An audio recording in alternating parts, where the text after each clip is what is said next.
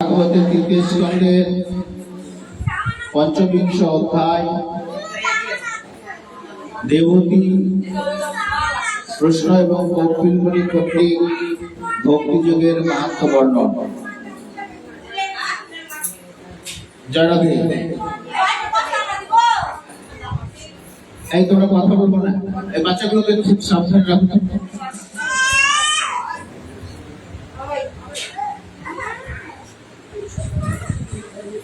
মা দেবতী কপিল মুনি এই থামরে থাম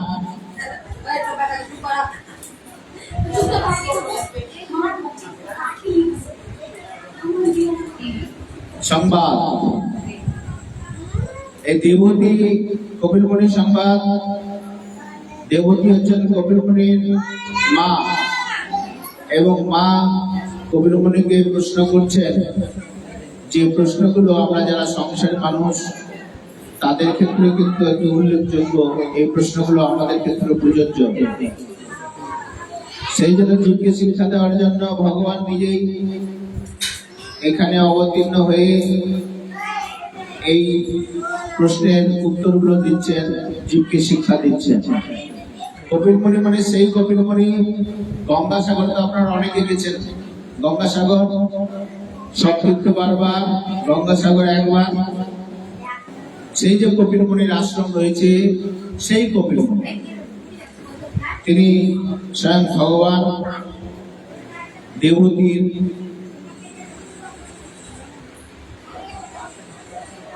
দেবতীর তার হচ্ছে মা দেবতী। এই মা আর ছেলের কথোপকথন হচ্ছে। দেবতী কপিল মুনিকে যখন প্রশ্ন করছে অনেকটা গুরুর মতো মেনে তিনি তার ছেলের কাছেই এই কথাগুলো বলছেন। শ্রবণ করুন সবাই ধৈর্য সহকারে। শোনো গোবাচ কপিলস্ত সংঘাতা ভগবাত্মায়া জাত স্বয়ং ভোজ সাক্ষাৎ প্রজ্ঞপ্তিনাম। সনক মুনি প্রশ্ন করলেন, হে শুন, তত্ত্বসমূহের সংখ্যাকর্তা অর্থাৎ সংখ্যা শাস্ত্র প্রবর্তক ভগবান কপিল সাক্ষাৎ অজন্মা নারায়ণ হয়েও লোকের আত্মজ্ঞান জানানোর জন্য নিজ যোগমায়ার প্রভাবে সাধারণের মতো জন্মগ্রহণ করলেন। ভগবান নারায়ণ লোকেদের আত্মজ্ঞান জানানোর জন্য তিনি যোগমায়ায় তারা আশ্রিত হয়ে এখানে জন্মগ্রহণ করলেন। যদ্যপি ভগবানের জন্ম মৃত্যু নেই, এটা কেবলমাত্র লীলা। সাধারণের মতো তিনি জন্মগ্রহণ করেছেন।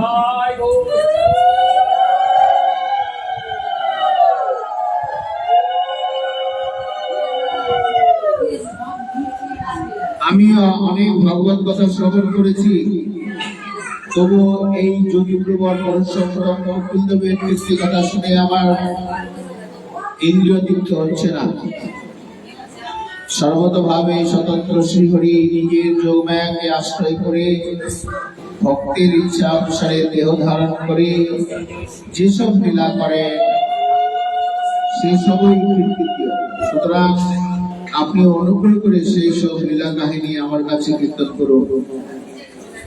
আমি অতি শ্রদ্ধা সহকারে সেই সব লীলা কাহিনী শুনতে ইচ্ছা করি। শুদ্ধ স্বামী বলেন, হে মুনিবর, আপনার এই মতো মহাত্ম বিদুর যখন এই আধ্যাত্মবিদ্যা প্রশ্ন করেছিলেন তখন ব্যাসদেবের বন্ধু ভগবান মৈত্রী ঋষি আনন্দিত হয়ে এইরকম বলেছিলেন। মৈত্রী ঋষি তোমরা যেভাবে প্রশ্ন করলে সেরকম বিদুর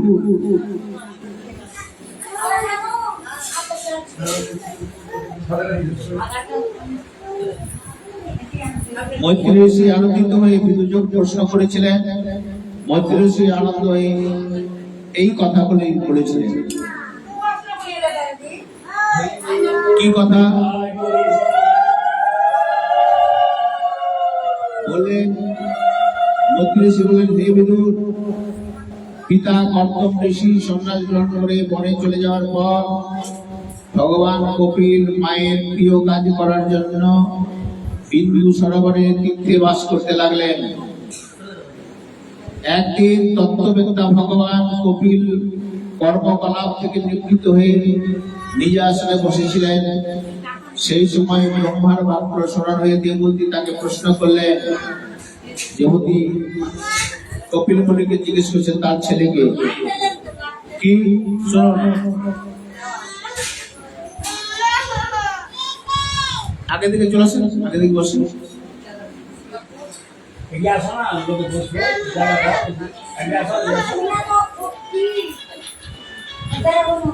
দেবতী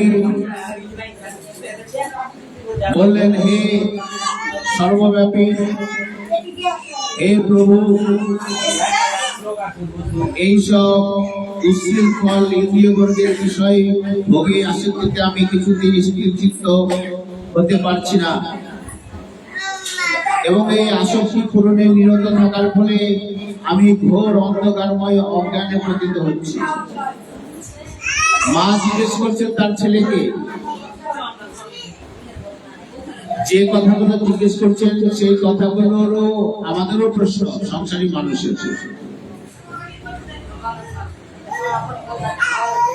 কিন্তু আমরা কিন্তু সেই প্রশ্নটা সবারই মধ্যে এটা জাগে না। যাদের মধ্যে জাগে,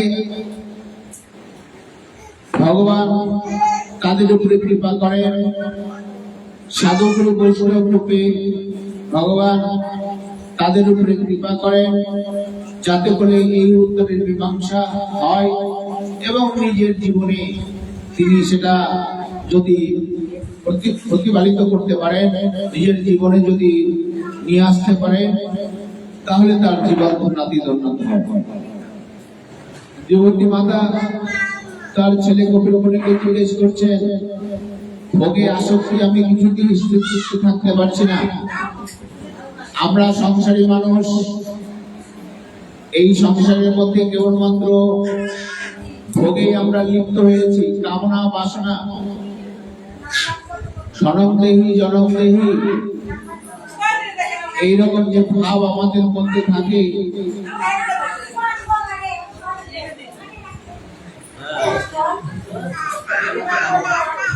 এত কথা হচ্ছে কেন? কোথায় কে বলছিল?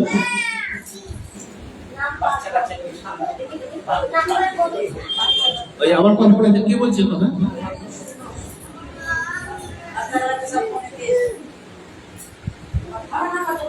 ওই আবার কে কথা বলছে?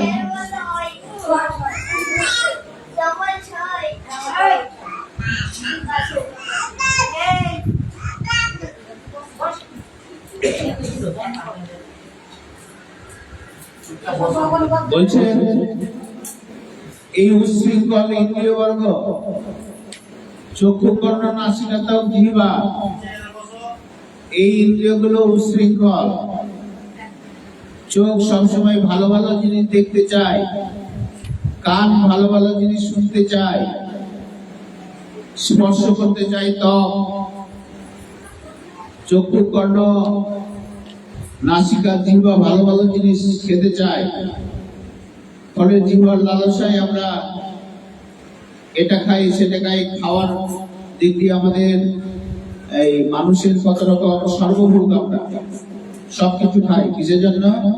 ইন্দ্রিয় তৃপ্তির জন্য। এইভাবে পঞ্চ ইন্দ্রিয় বর্গ পাঁচ ভাবে আমাদেরকে এই বিষয়ে আসক্তি করে রেখেছে। ফলে কি হয়েছে জানেন? এই ইন্দ্রিয়গুলি কি বলা হয়? ঘোড়ার সঙ্গে তুলনা করা হয়েছে। পাঁচটি ঘোড়া পাঁচ দিকে আমাদেরকে টানছে, ফলে চিত্ত আমাদের বিক্ষিপ্ত, শান্ত নয়।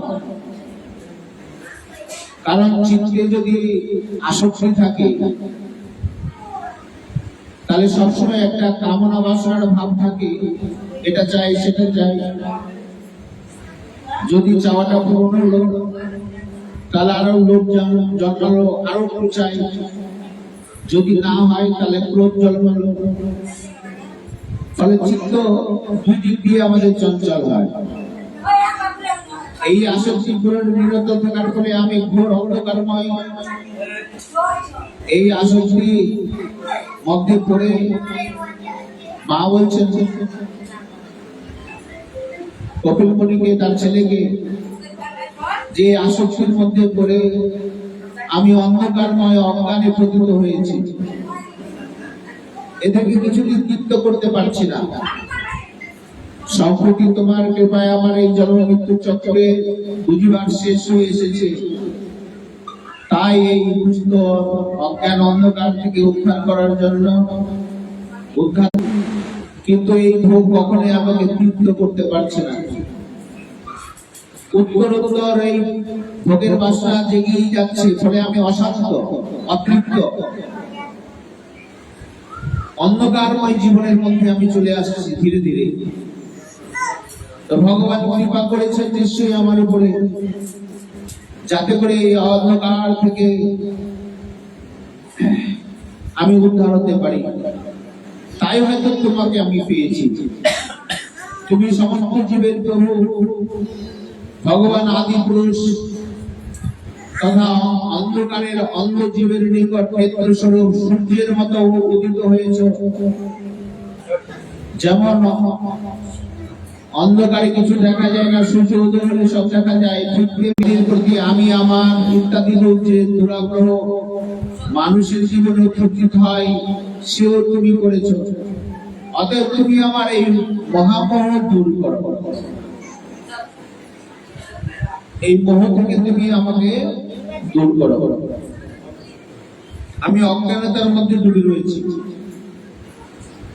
দেখো, সংসারের মধ্যে আমরা এই ভোগ বাসনা করতে আমরা ব্যস্ত।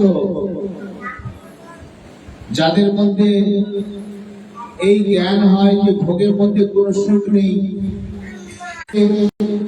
জ্ঞান বাসুদেব সমবেদী সমহাত্ম দুর্লভ, এরকম যারা বুঝে সেরকম মহাত্মা অনেক দুর্লভ। আমি ভোগের মধ্যে, ভোগ আমাকে কখনো সুখ শান্তি দিতে পারে না, এই অনুভবটা কোন কোন মানুষের ক্ষেত্রে, খুব অল্প সংখ্যক মানুষের ক্ষেত্রে হয়ে থাকে। তো আমার উপরে খুব কৃপা হয়েছে যে আমি এটা অনুভব করেছি। ঠিক তেমনি আমরা সংসারের মানুষ, এই ভোগের মধ্যে আমরা থাকি। এটা দাও, ওটা চাই, এটা চাই, এরকম চাইতে চাইতে গোটা জীবন চলে যায়, কিন্তু আমাদের সেই চাওয়া কখনো পাই না, ফলে অতৃপ্ত। অতএব এটাই হচ্ছে অজ্ঞানতা, যেটা আমি পাবো না, যেটা চলে যাবে সেটাকে ধরে রাখা, এটাকে বলা হচ্ছে মোহ। তুমি তোমার ভক্তজনের সংসার ও বৃক্ষ ছেদনের পক্ষে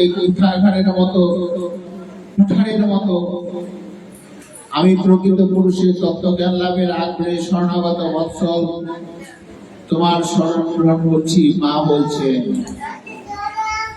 তুমি তোমার ভক্তগণের সংসার ও বৃক্ষের ছেদন, এই যে সংসার যে বৃক্ষ, এই বৃক্ষের ছেদন করছো। তুমি এসছো কুঠারের মতো, যে জ্ঞানের দ্বারা এই সংসার বৃক্ষ সমাপ্ত হবে, এই কুঠার মূলক জ্ঞান, এটা তুমি দিয়েছ। এই কুঠারের মতো আমি প্রকৃতি পুরুষের তত্ত্বজ্ঞান লাভের আগ্রহে শরণাগত বৎসল তোমার শরণ গ্রহণ করছি, যাতে করে এই তত্ত্বজ্ঞান লাভ হয়। এই জ্ঞানটাই হচ্ছে কুঠার। প্রকৃতি পুরুষ এই তত্ত্বজ্ঞান, এ বড় মার্মিক কথা। প্রকৃতি পুরুষের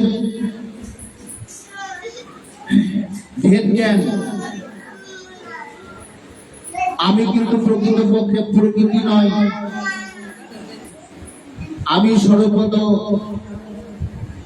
কৃষ্ণের নিত্য দাস। এটা আমাদের স্বরূপ, কিন্তু ভুলবশত আমরা আমরা প্রকৃতিকে আমার বলে মনে করে নিয়েছি। এখানেই যত রকম বিভ্রান্তি। প্রকৃতি পুরুষ, আমি কিন্তু শরীর নই, আমি আত্মা। কিন্তু আমি নিজের শরীরটাকে আমি মনে করি, এটাই ভুল করে বসেছি। তুমি ভাগবত ধর্মবেত্তাদের মধ্যে শ্রেষ্ঠ, আমি তোমাকে প্রণাম করছি, তুমি কৃপা করে সেটা বলো। মা বলছেন তার ছেলেকে। মাতা দেবতী এইভাবে ইচ্ছা প্রকাশ করলেন, তা পরম পবিত্র মগ্নপদের মানুষের আগ্রহের সৃষ্টি করে। সেই অভিলাষের কথা শুনে আত্মজ্ঞানী ও সজ্জনগণের আশ্রয় কপিলদেব মনে মনে তার প্রশংসা করে ঈষৎ হাস্য শোভিত বদনে করলেন। মায়ের এই প্রশ্ন শুনে তিনি একাগ্র চিত্রে হাস্য বদনে উত্তর দিলেন। মায়ের প্রশ্নটি অত্যন্ত উত্তম। আমরা এই প্রকৃতি পুরুষ এই দুটোকে এক করে দিয়েছি, কিন্তু দুটো এক নয়। আমি তত্ত্বত প্রকৃতির নয়, এই শরীরটা আমার প্রকৃতি। শরীরটা পড়ে যাবে, নষ্ট হয়ে যাবে, কিন্তু আমার কখনো মৃত্যু হবে না, শরীরটা শেষ হয়ে যাবে। কিন্তু আমি যেভাবে ছিলাম নিত্য শাশ্বত, সেভাবে আমি থাকবো। এই সংসারের সঙ্গে আমরা সম্পর্ক স্থাপন করে নিয়েছি। সংসারে সংযোগ বিয়োগ দুটো জিনিস আছে, মনে রাখবেন, খুব ভালো করে শুনুন। সংসারে সংযোগ বিয়োগ দুটো জিনিস আছে।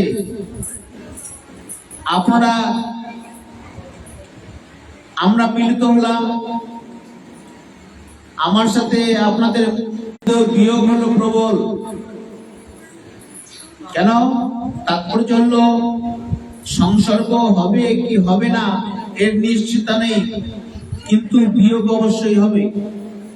তার সাথে দেখা হবে কি হবে না, মিলিত হব কি হবে না তার কোনো ঠিক নেই, কিন্তু সংসারে যোগ হয়েছে, তার সঙ্গে যে চিরস্থায়ী থাকবে সংযোগ তা কিন্তু নিশ্চিত নেই। কিন্তু যার সঙ্গে সংযোগ হলো তার সঙ্গে বিয়োগ হবে নিশ্চিত। সংসারের সঙ্গে যার সঙ্গে যতই আপনি যোগ করুন, সম্বন্ধ স্থাপন করুন, এটা আমার ছেলে, এটা আমার মেয়ে, এটা আমার স্বামী, এটা আমার ধন, এটা আমার জমি, যতই রকম রাজার যে রাজপাট, কত রাজবাড়ি ছিল আপনারা দেখেছেন, কত হাতি ঘোড়া, কত লোকজন সমারোহ। আজকে কে আছে? কেউ নাই। সব রাজবাড়ি এরকম করে আছে, পায়রার বাসা। বিয়োগ নিশ্চিত। পাপ পুণ্যময় দেহ সকলই অনিত্য ইহ, ধন জন সব মিঠা ধন্দ, মরিলে যাইবে কথা ইথে নাহি পাও ব্যথা, তবু কার্য করো সদা মন্দ।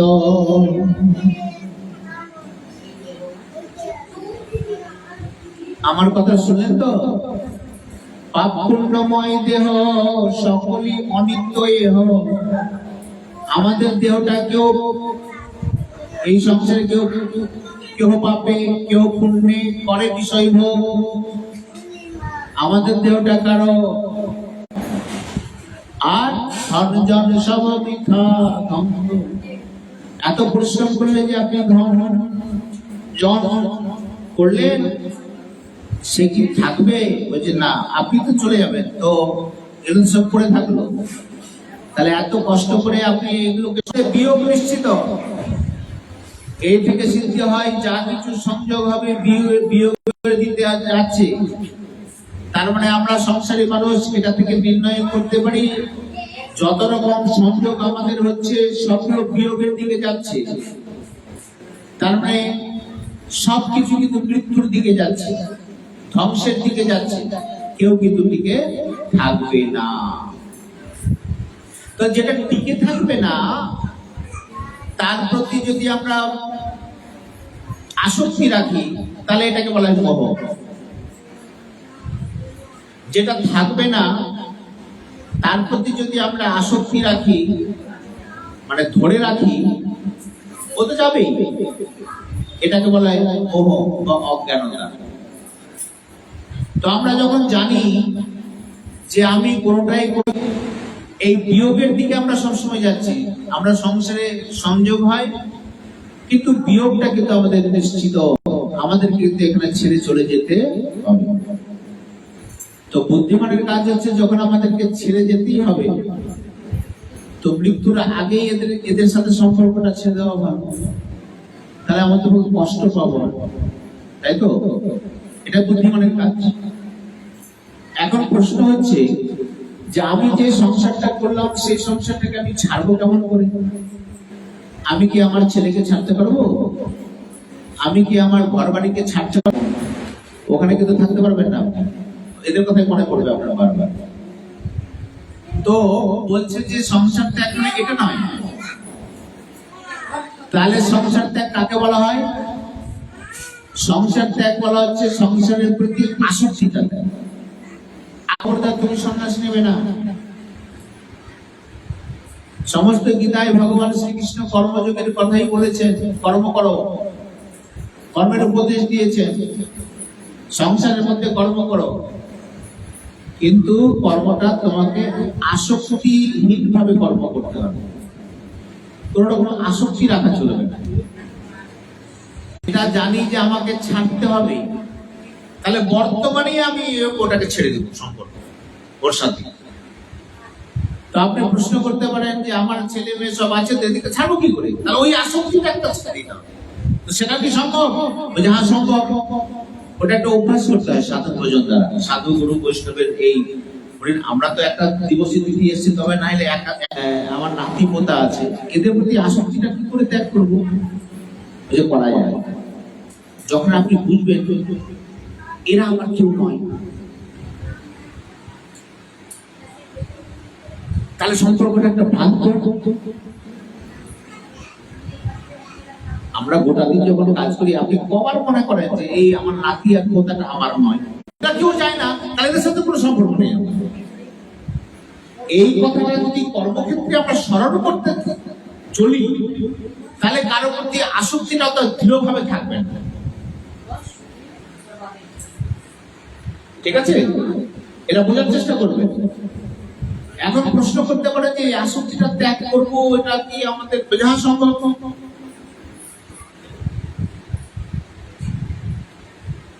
আপনি যখন আপনার বাড়িতে আপনার ঝি কাজ করে, তো ভালোভাবে কাজ করে, সব কাজ করে দেয়, আপনার ছোট বাচ্চাকে স্নান করে দেয়, খাইয়ে দেয়, শুনিয়ে যায়, সবকিছু করে। কিন্তু ও কিন্তু সবসময় মনে করে যে এই ছেলেটাও আমার নয়, এই সংসারটাও আমার নয়, আমার বাড়ি কিন্তু রেল লাইনের ধারে, এই কিন্তু কাজ করে সব। সেই ওর কিন্তু কাজে কোনো ত্রুটি নেই, কথাটা বুঝবেন ভালো করে। শুনুন, জয়াতে এইখানে চাবি কাঠি আছে, কিন্তু একটা তালাতে ওই চাবি দিয়ে তালাটা বন্ধ হয়, আবার ওই চাবি দিয়ে খোলে। তাহলে আমরা এই সংসারের মধ্যে থেকেও সংসার আমাদেরকে আবদ্ধ করতে পারবে, আবার সংসারের মধ্যে থেকেই কিন্তু সংসার থেকে মুক্ত হতে পারবো আমরা। দুটো চাবি, কিন্তু ওই একটাই চাবি দিয়ে এখানে খুলবে। সংসারের প্রতি যদি আসক্তি থাকে, তাহলে সংসারের বদ্ধ হয়ে গেলেন আপনি। পুনরূপী জননম, পুনরূপী মরণম, পুনরূপী জননী জন্মনে শয়নম, আবার জন্ম, আবার মৃত্যু, আবার দুঃখ, আবার কষ্ট, আবার রোগ শোক, টেনশন, হাই হাই ইত্যাদি চলতে থাকবে। তাহলে এটা অভ্যাসের দরকার। এই নিরন্তর অভ্যাসটা কি করে হবে? এই সাধুগুরু বৈষ্ণব এখান থেকে এই তত্ত্ব জ্ঞানটা যখন আমরা নেব, তখন সবসময় যদি আমরা স্মরণ করে থাকি, একটা জিনিস মনে রাখবেন, আমরা যত রকম সাধন ভজন করি না কেন, যতই মালা তিলক করি না কেন, হরিনাম মালা জপ করি না কেন, একটা জিনিস সবাই মনে রাখবে, যে যতক্ষণ পর্যন্ত সংসারের প্রতি আসক্তি ত্যাগ না হচ্ছে ততক্ষণ পর্যন্ত ভগবত ভক্তির পথে আমরা চলতেই পারবো না। এটা বড় বাধা। আর এই আসক্তিটা ত্যাগ হবে কি করে? যখন আপনি বুঝবেন যে সংসারটা হচ্ছে অনিত্য, ক্ষণভঙ্গুর, এ চিরদিন থাকবে না, তখনই ধীরে ধীরে আপনার আসক্তি ত্যাগ হবে। শরীর, ইন্দ্রিয়, মন, বুদ্ধি, প্রাণ, আমিত্ব এই সবগুলি একদিন বিয়োগ হয়ে যাবে। এর অনুভূতিটা এখনই করুন, এরা থাকবে না। প্রত্যেকটি সংযোগ বিয়োগে পরিবর্তন হচ্ছে। যাদের সাথে সংযোগ হচ্ছে ওরা আবার থাকবে না। এই জন্য বাস্তবে বিয়োগই আছে, মোটেই সংযোগ নেই। তাহলে বাস্তবে কি হচ্ছে? কেবলমাত্র কি বিয়োগ, সঙ্গ ত্যাগ। মৃত্যুর দিকে আমরা এগিয়ে চলেছি। তার মানে সবাই গলা ধাক্কা দিয়ে নিয়ে যাবে। এই জন্য বলছে বাস্তবে বিয়োগই আছে, অতএব এটি সাবধানে অনুভব করুন। সংযোগ রূপ কাষ্ঠ বিয়োগ রূপী আগুনে সবসময় জ্বলছে। এই যে কাঠ, যাদের সাথে সম্পর্ক স্থাপন হয়েছে এদের সাথে সম্পর্ক বিয়োগ হবেই। এই কাঠের আগুন সবসময় আমাদের দগ্ধ করে জ্বলতেই আছে, জ্বলবেই। এত সংসার ভালোভাবে, এত লক্ষ লক্ষ কোটি কোটি টাকা দিয়ে ঘর তৈরি করলাম, সেই ঘর আমাকে ছেড়ে যেতে হবে। এই যে মা বিয়ে হলো, আজকে দিবস দিদিতে আমরা সবাই এসছি, এটা তো অনুভব করা। আমাদেরকে যখন চলে যেতে হবে, তাহলে এই শরীরটা সবারই জন্য আমরা সেবা করে যাব। আমি পরিবারের জন্য নিজেকে উৎসর্গ করে দেব, কারো প্রতি কোনো আশা রাখবো না। এই ভেবে যে আমি ভগবানের নিত্য দাস, ভগবান আমাকে এখানে এই আশা কখনো রাখবেন না। যদি আশা রাখা পড়ে তাহলে সব নিরাশায় পরিণত হবে। তাদের সন্তুষ্টি বিধানের কর্তব্য কেন সবাই কর্তব্য করে যাবেন, এই ভাবনা সংসারে সমাজের মধ্যে তখন আপনার অবদান হবে যে লোকের জন্য, সমাজের লোকের দুঃখে কষ্টে আমি যেন অংশগ্রহণ করতে পারি, তাদের সেবা করতে পারি। আরো যখন প্রসারিত হবে তখন দেশের জন্য আমরা নিঃস্বার্থ ভাবে সেবা করতে পারবো। এইভাবে এই সংসারের সঙ্গে আমাদের যোগ নাই, কোন সম্বন্ধ নাই। আমরা এটা খুব হারে হারে টের পাই, কিন্তু আমরা বুঝি না, জানি কিন্তু মানি না। এটা আমাদের একটা রোগ, এটা একটা ভবরোগ। মানে এই সংসারে থাকবে না এটা জানি, কিন্তু আমরা মানি না। কেবলমাত্র আমাদের সম্পর্ক হচ্ছে পরমাত্মার, কারণ পরমাত্মারই অংশ আমরা। এই তত্ত্ব জ্ঞানগুলো যখন আমরা জানবো, তাহলে অটোমেটিক আমাদের সংসারের প্রতি আসক্তিটা কমবে, পরমাত্মার সঙ্গে আসক্তিটা আমাদের বাড়বে। তার মানে যে সম্পর্ক প্রকৃতপক্ষে কার সঙ্গে আমাদের, ওই যে সংসারের সঙ্গে কারো কোনো সম্বন্ধ নাই, একমাত্র পরমাত্মার সঙ্গে। কিন্তু আমরা পরমাত্মার অংশ, ভূমি অংশ, জীব লোকে জীবভূত সনাতন, আমারই অংশ জীব। তো আমি যেখান থেকে এসেছি তার সঙ্গে তো সম্পর্ক হবে। সংসারের মধ্যে সম্পর্ক সব পাতানো সম্পর্ক, রঙ্গমঞ্চের মতো নাটক। এটা যদি আমরা বুঝে নিতে পারি, তাহলে সংসারের প্রতি আসক্তি আমাদের কমবে আর ঈশ্বরের প্রতি আসক্তি আমাদের বাড়বে। এটাকে বলছে সম্বন্ধ জ্ঞান। আমরা আগে নিজের স্বরূপটাই ভুলে গেছি। সংসারের মায়া জালে পড়ে একটু সুখের কখনো কখনো আভাস আমরা পাই। এই সামান্য সুখের আভাসে আমরা সংসারের মধ্যে কি ঝাঁপ দিয়ে দিই, আর ওই পিপীলিকার মধ্যে আমরা পড়ি। পিপীলিকা যেমন ওই প্রদীপের উপরে আলোটা দেখতে খুব সুন্দর, ওই আলোর মধ্যে ঝাঁপ দিয়ে পড়ে যায়। ওই আলোর কাছে যাই, খুব সুন্দর যাই, গিয়ে দেখছে যে মরে পড়ে গেল। আমাদের দশা সেরকম। সৌরভের আসে পলাশ সঙ্গিনী, নাসিকায় পশিল কীট। সৌরভের আসে পলাশ সঙ্গিনী, নাসিকায় পশিল কীট। ইক্ষুদণ্ড ভাবি কাষ্ঠ চুষিলি মন, ইক্ষুদণ্ড ভাবি কাষ্ঠ চুষিলি মন।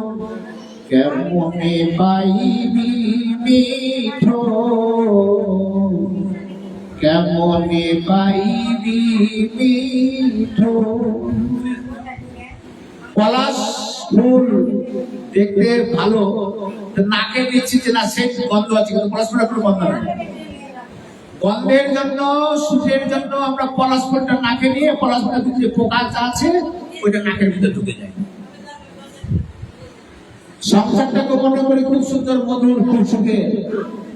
ফলে সংসারের মধ্যে আমরা যাই, বিয়ে করি, আর যাহা বিয়ে সংসারের মধ্যে আমরা ঢুকলাম তাহা কি হলো, যত রকম দুঃখ কষ্ট মাকড়সার জালের মতো ওই পোকাগুলো এসে আমাদের নাকের ভিতরে প্রবেশ করে। সুখের জন্য গেলাম, যা ওই দুঃখের পোকা আমার নাকে ঢুকে গেল, কত কষ্ট। আমরা আখ আখ আখ খেতে কেমন মিষ্টি না?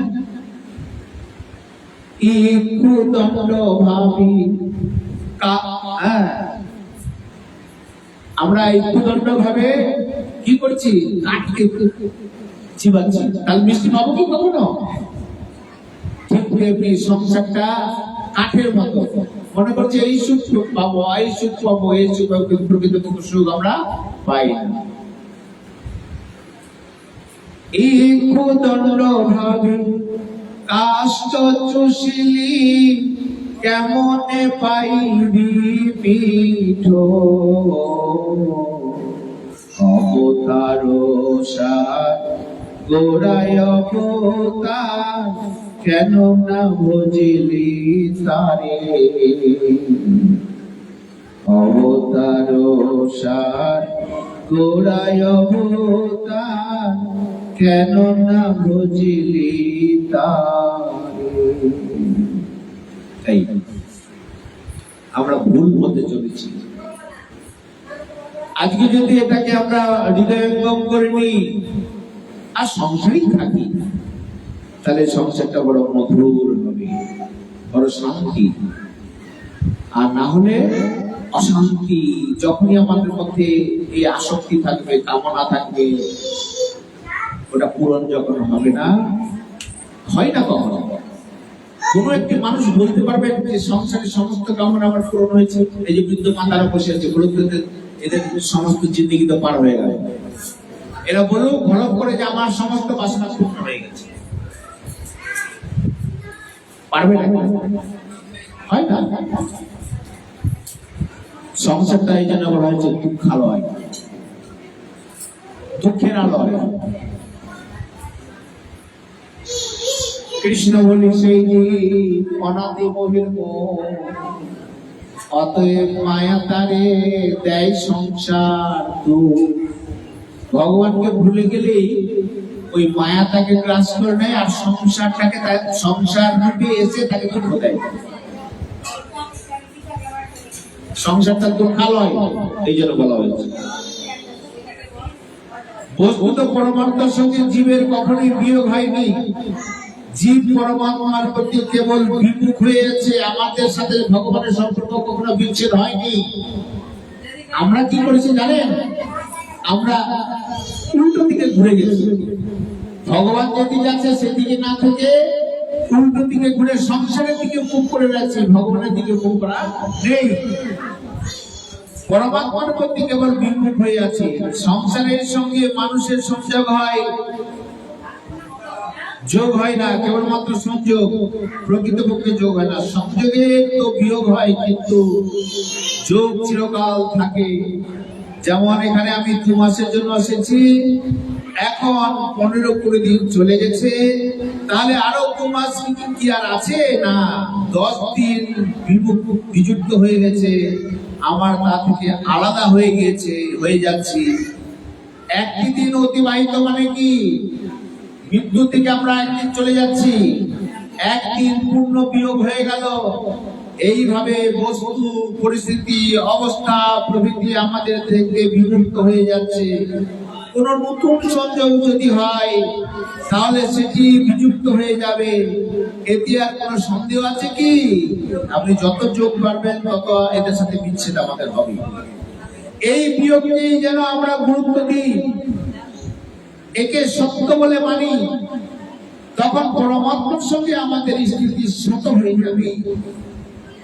আমি যখন এটাকে অনিত্য মানব সংসারের সঙ্গে, স্বাভাবিকভাবে আমাদের সম্পর্কটা কার সাথে হবে? ভগবানের সঙ্গে হবে।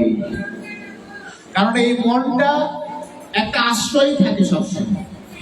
আমরা যখন সংসারের প্রতি আশ্রয় নিয়েছি, আমার ছেলের সাথে, আমার মেয়ের সাথে, আমার স্বামীর সাথে, আমার স্ত্রীর সাথে, আমার ধনের সাথে, আমার মনের সাথে এভাবে যদি আশ্রয় নিই, কিন্তু এই আশ্রয় প্রকৃতি আশ্রয় নয়। এটাকে যদি এই আশ্রয়টা আমরা ত্যাগ করে দিই, তাহলে কার আশ্রয় থাকবো? ভগবানের আশ্রয় স্বাভাবিকভাবে থাকবো। কারণ মনটা সংসারে আছে বলে ভগবানের দিকে নেই, আর ভগবান সংসার থেকে যদি উঠিয়ে দিই তাহলে ভগবানের দিকে যাবে। কারণ সততার দ্বারাই সৎভক্তের সঙ্গে একাত্ম হয়, পরমাত্মাতে স্থিতি নামই হচ্ছে মুক্তি। যা অবশ্য হবে, অর্থাৎ যা হওয়া নিশ্চিত, সেই বিয়োগকে যদি পৃথিবী স্বীকার করে নিই তাহলে শেষে তাকে কাঁদতে হবে, দুঃখ হবে। দুঃখরূপ সংসার থেকে নিবৃত্তির নাম হচ্ছে যোগ, বিযুক্তির নাম হচ্ছে যোগ। সংযোগে বৈষম্য থাকে, সংযোগ ছাড়া বৈষম্য হয় না। সংযোগকে ত্যাগ করলে বৈষম্য দূর হয়, যোগ প্রাপ্তি হয়ে যায়। তখন দুঃখ থাকে না, সন্তাপ থাকে না, জ্বালা থাকে না, চাঞ্চল্য থাকে না।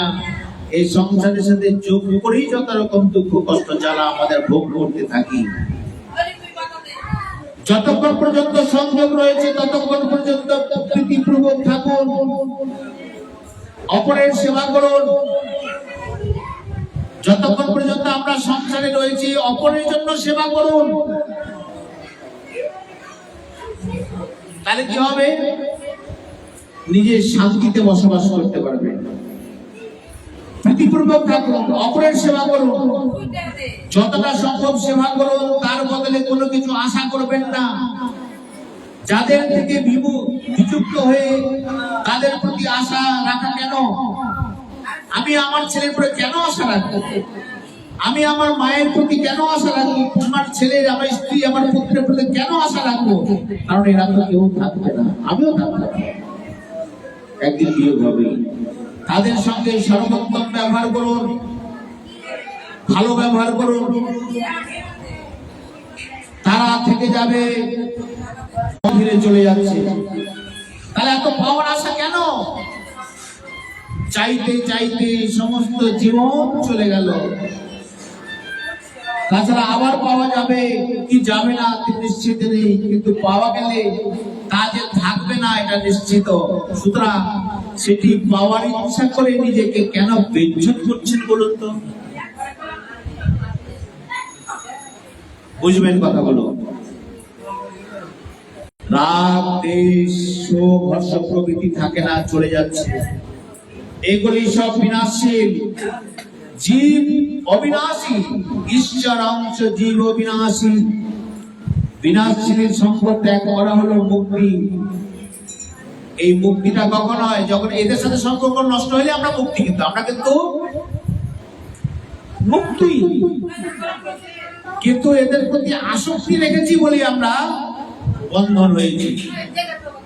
বিনাশের সঙ্গে বিমুক্ত হচ্ছে, এই বিয়োগকে কখনো স্বীকার করেনি, তাহলে মুক্তি ভক্তি দুটি স্বতঃসিদ্ধ হবে। এই জন্য একমাত্র ভগবানের শরণাগতি নেওয়াই উচিত। তাই মাতা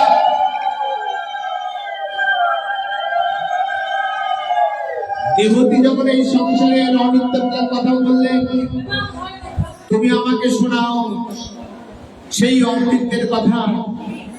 তখন কপিলদেব বলছে, মাতা, আধ্যাত্ম যোগে মানুষের অত্যন্ত কল্যাণের মুখ্য সাধন আধ্যাত্ম যোগ। এই আধ্যাত্ম যোগের কথাটা মানে কি? বলছে আমাদের সাথে প্রকৃত যার সঙ্গে যোগ সেটা হচ্ছে আধ্যাত্ম যোগ। তো আমাদের সঙ্গে প্রকৃত যোগ তাদের ভগবানের সঙ্গে, সেটা হচ্ছে আধ্যাত্ম যোগ। এটা হচ্ছে কল্যাণের মুখ্য সাধন। এই আমার অভিমত। কপিলদেব বললেন, শত কথার এক কথা, একমাত্র আধ্যাত্ম যোগ ভগবানের সঙ্গে যদি আমরা সম্পর্ক স্থাপন করতে পারি, তাহলে এই যোগই হচ্ছে একমাত্র কল্যাণের মুখ্য সাধন। এই যোগ দ্বারা প্রকৃত সুখ দুঃখের সর্বতভাবে নিবৃত্ত হয়। এই যোগের দ্বারাই প্রাকৃত যে সুখ এবং দুঃখ দুটোই নিবৃত্ত হয়। হে মাতে, সর্বাত্ম সম্পন্ন এই পরমাত্মা যোগ প্রথমে আমি সর্বরাজ্য নারদের ঋষির কাছে সমীপে উপদেশ দিয়েছিলাম। আমি নারদ ঋষিকে এই উপদেশ দিয়েছিলাম এই যুগের কথা, আধ্যাত্ম যোগ। এখন তোমার কাছে সেই যুগই শোনাচ্ছি মা। জীবের চিত্তই তার বন্ধন, ওর মুক্তির কারণ। এই যে আমাদের মনই হচ্ছে বদ্ধ এবং মুক্তির কারণ, চাবি। এই মন দিয়েই আমরা মুক্তি হব, আবার এই মন দিয়ে আমরা বদ্ধ হয়ে যাব। এই চাবি দিয়ে তালা খুলবো, আবার এই একই চাবি দিয়ে তালাটা আবার বন্ধ করব। এরকম হচ্ছে আমাদের মন। জীবের চিত্তে তার বন্ধন, মুক্তির কারণ। বিষয়ে আর আসক্তি হয়ে পড়লে চিত্ত বন্ধনের কারণ হয়। বিষয়ে যদি আসক্তি হই, তাহলে আমরা বন্ধনের কারণ পড়ে গেলাম। আর বিষয়ে যদি আর আসক্ত না হয়ে পরমাত্মাতে আসক্ত হই, তাহলে চিত্তেই মোক্ষের কারণ হয়ে গেল, আমরা মুক্ত।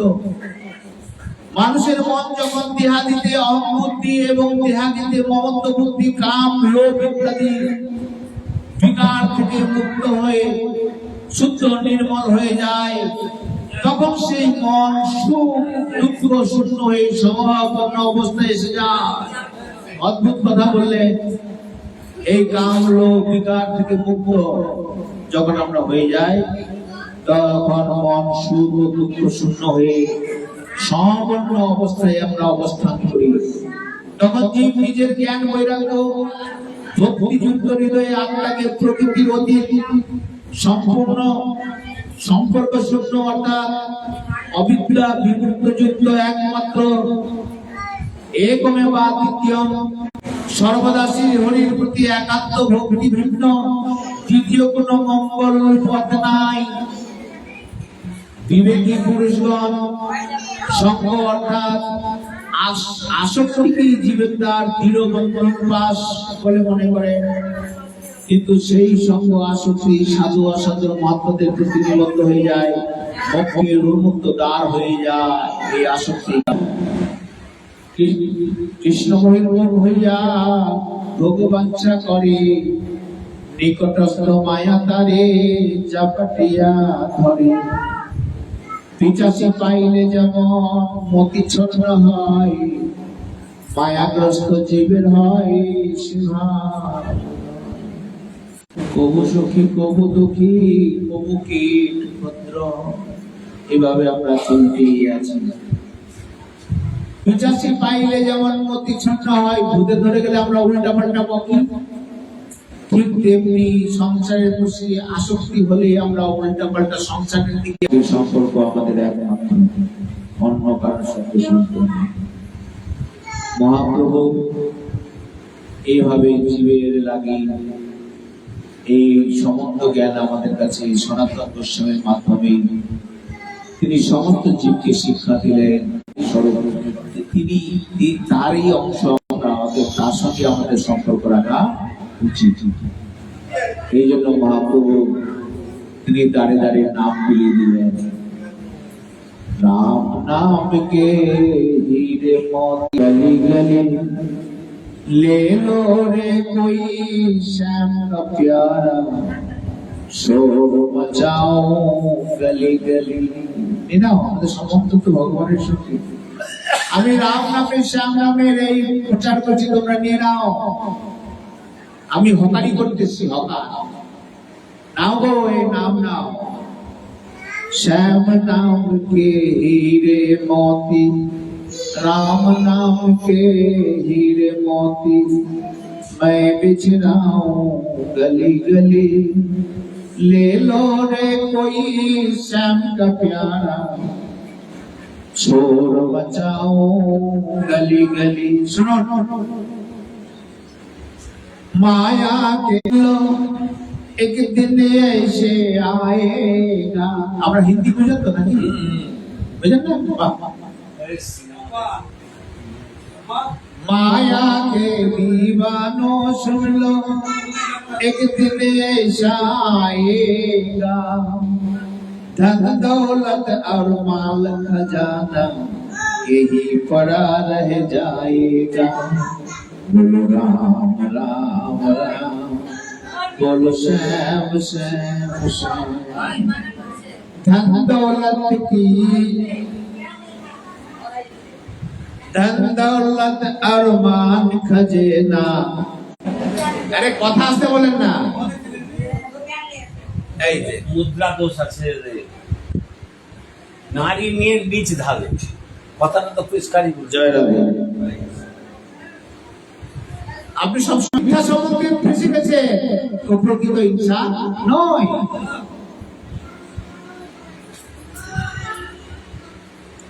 जग का मेला 2-3 दिन का है, ये मेला 2-3 दिन तो। जग का मेला 2 दिन का है, अंत में होगा चली चल चश्मतावार चलता है। এই সংসারটা 2 দিনের মেলা গো, অন্তিমে আবার চলতে হবে। এবার বলছেন শোনো, আমি তো হরিনাম উঠাচ্ছি, तो सबाई तो लूटते पड़े ना। जिन जिन ने यो मोती लूटे, এই হরিনাম রাম নামের মোতি মোতি যিনি লুটে নিলেন। जिन जिन ने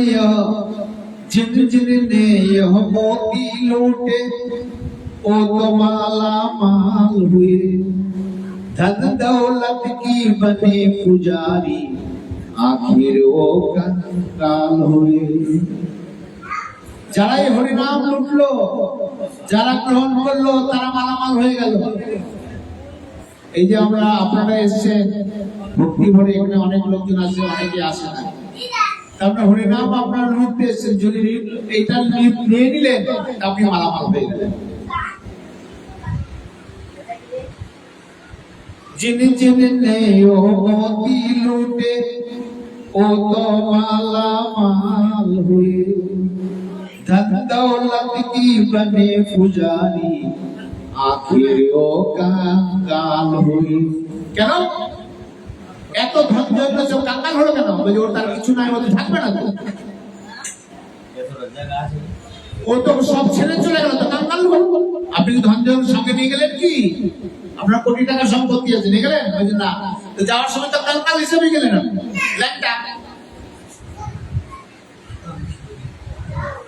धन दौलत के बने पुजारी, आखिर वो कंगाल हुए। सुनो, चांदी सोना वालों सुन लो, चांदी सोना वालों सुन लो। যারা চাঁদি সোনা লুকে রেখেছে লকারে বৌমার জন্য, আর नाती नाती जन्म, चांदी सोना वालों सुन लो, बात कहूँ मैं खरी खरी, ले लो रे कोई श्याम का प्यारा, शोर मचाओ गली गली। हरिनाम করছি, এই হরিনামের মালা তুমি দাও।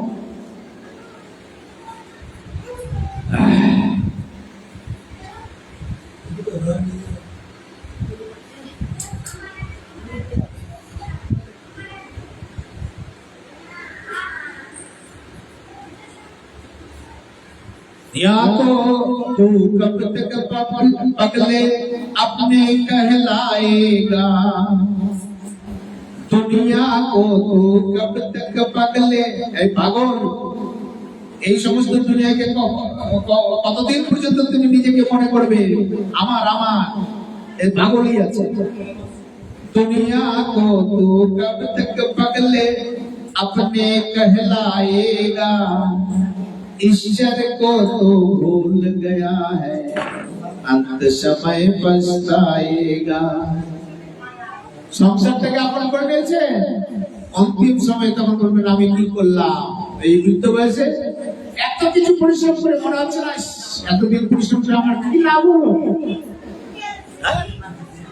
अंत समय पछताएगा, दो दिन का ये चमन खिला है, दो दिन का ये चमन खिला है।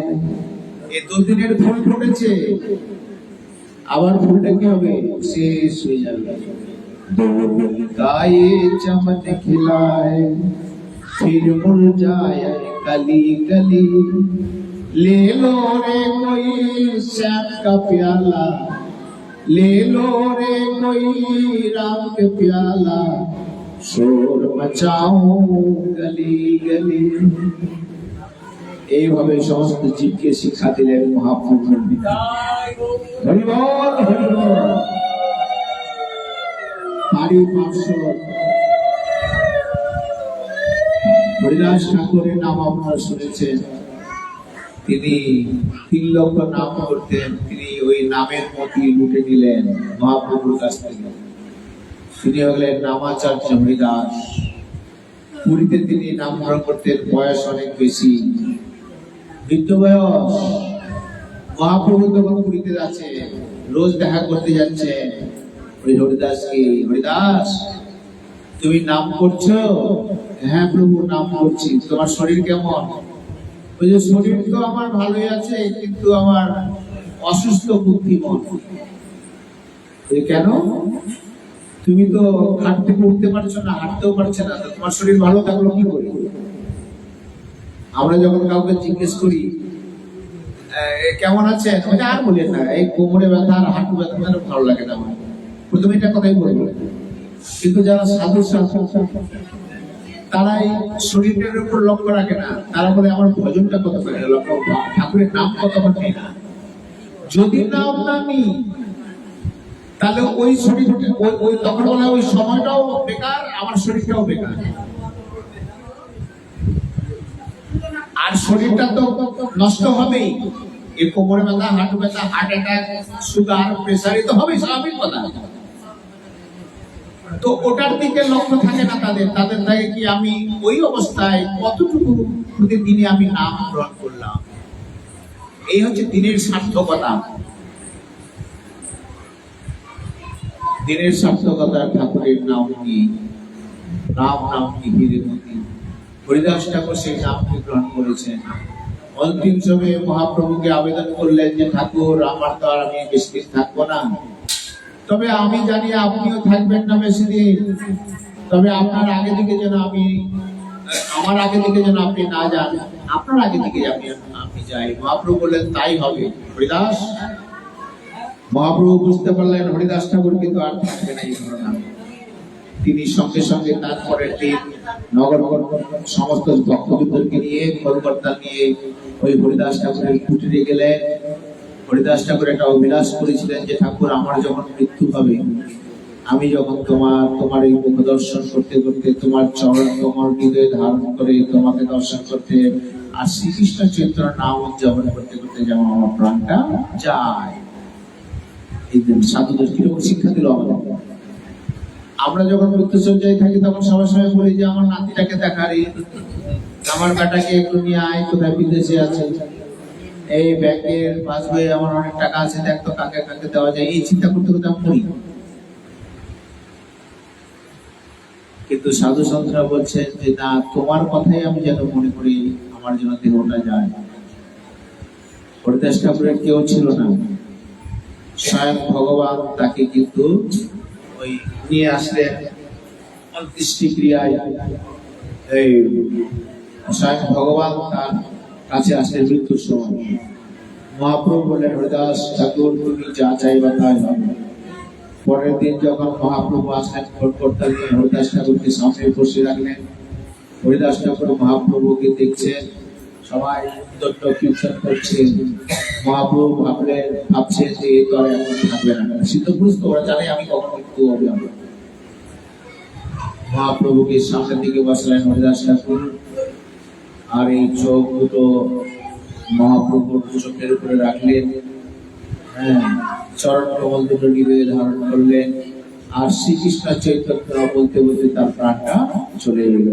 জয় হরিদাস ঠাকুরের জয়, জয় হরিদাস ঠাকুরের জয়, হরিদাস ঠাকুরের জয়। সেই হরিদাস ঠাকুরকে তিনি কোলে করে নিয়ে গিয়ে ওই যারা দেখেছেন হরিদাস ঠাকুরের সমাধি, ওই বালু ইয়ে করে হরিদাস ঠাকুর সমাধি দিলেন। সেই সমাধি এখনো মন্দির আছে, সেই মন্দিরে গিয়ে ওখানে পাঠ কীর্তন এখনো এক নাম সবসময় জপ হয়।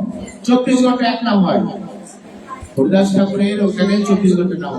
মহাপ্রভু তাকে বিসর্জন দিলেন, মহাপ্রসাদ তাকে করলেন কি, যারা যারা তার কাছে গেছিলেন মহাপ্রভুকে নিয়ে ঘাটে অন্ত্যেষ্টি ক্রিয়া করার জন্য, সেখানে ঘাটে ওই সবারই জন্য মহাপ্রসাদ সবাইকে প্রসাদ দিলেন, সবারই গলে মালা চন্দন দিলেন, আর মালা চন্দন পেয়ে সব ভক্তরা নিজে নিজে বাড়ি গেলেন। এই হরিদাস ঠাকুর নির্যাস লীলা যারা শ্রবণ করে তাদের কৃষ্ণ ভক্তি লাভ হয়। নিতাই গৌর প্রেমানন্দে হরি হরি।